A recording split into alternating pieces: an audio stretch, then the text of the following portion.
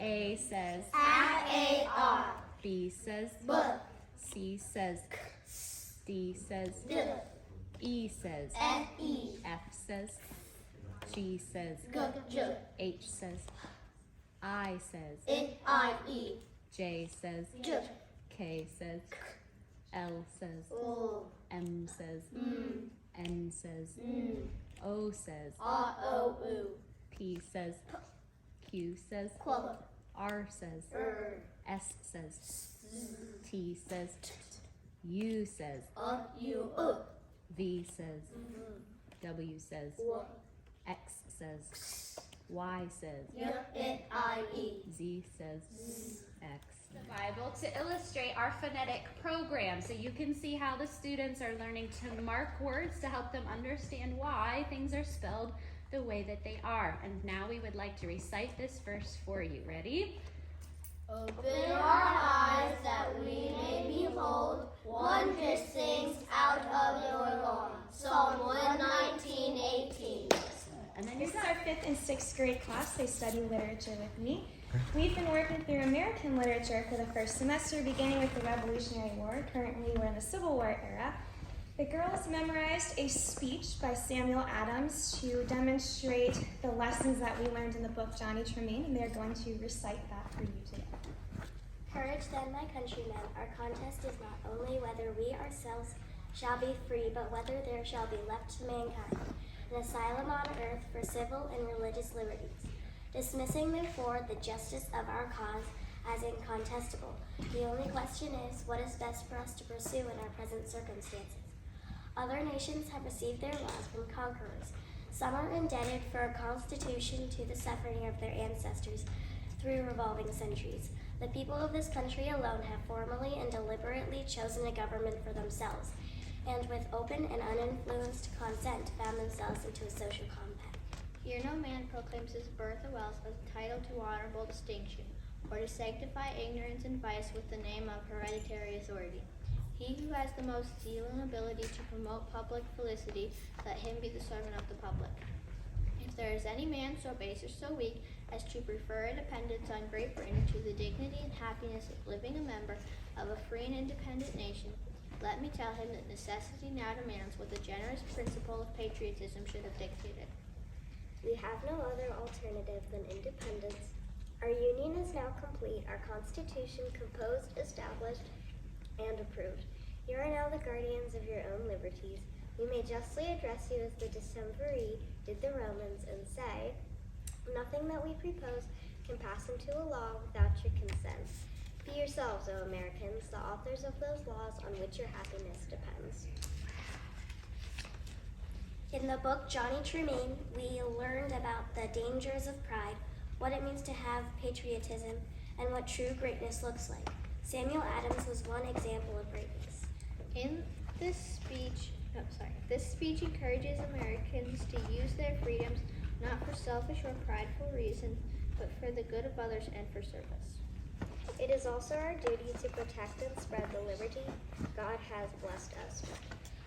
They are our 3rd and 4th graders. They take math on their grade levels each with me, and then we do science together. And so one of the things that we begin each class by asking why we study at Legacy Academy, and they give an answer for that. And then we begin with our subject purpose statement. So I'm going to ask them, students, why do we study science at Legacy Academy? To point us to the Creator through the beauty inside of His creation. Very good. The subjects that we have, we've covered 2 chapters. We're actually in the middle of almost at the end of our weather chapter, but we completed the solar system unit, and we had a lot of fun with that. We learned a lot. I do want to tell you that each of these students, they took, at the end, they had a 3-page test, which included multiple choice, true, false, and even an essay question or 2, fill in the blanks, and some things that maybe they hadn't done before, and they all had A's on it, so they know a lot about the solar system. So, in the solar system, God created the planets and the stars, put all of that up into space on which day of creation, everyone? 4th. The 4th day. And can you tell me the order of the planets? Mercury, Venus, Earth, Mars, Jupiter, Saturn, Uranus, Neptune. And we also learned a lot about the moon and rotation and revolutions and all of that, but we spent some time learning about each of the planets. We learned something specific about each one. Which is the largest planet? Jupiter.